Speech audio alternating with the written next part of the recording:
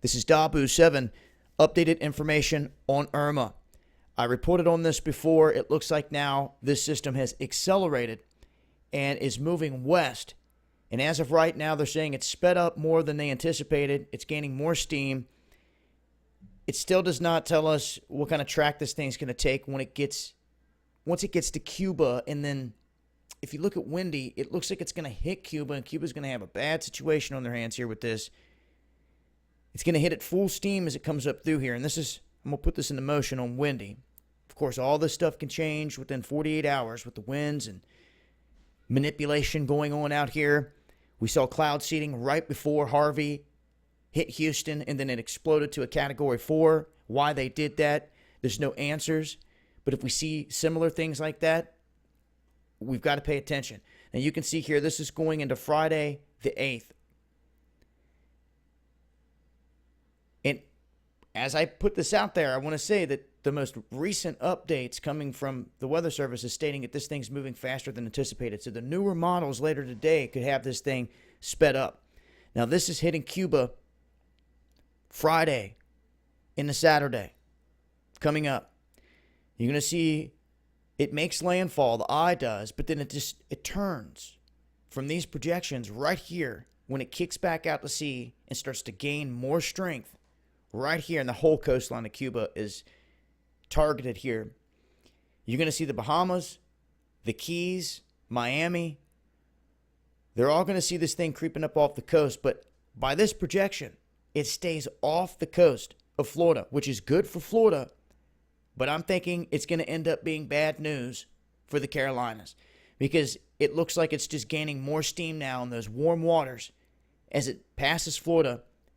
And by this chart, it's showing it land right between Charleston and Myrtle Beach, and then nailing Myrtle Beach if it takes that path.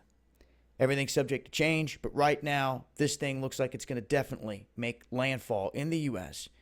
Florida's going to be affected. There's a run on the stores right now for water, gas, for supplies, for medical kits. And with this thing shifting and picking up energy right now, tomorrow we could have a way better beat on where this thing's going to go. But at this spot, south of Florida, this is a key spot because if it goes north, well, we know it's going to come up into Florida or on the coastline here. But if it shoots the gap, it could literally get pulled into this direction toward Texas again, something we don't want to see, an area that's, we don't want to see a hurricane, period, but they're obviously reeling from Harvey. And what I really find interesting is this being a driving mechanism that is controlling this, because this new tropical depression, which they have not named that I know of yet, pops up. It serves as a wheel that keeps this thing on us. Without this here, it could pop out. There's a big high up here as well, but it's holding it in place. And it's crazy how it came up out of nowhere right behind it. And without it there, you would think that this thing could easily pull back out if it caught the jet stream up here just right.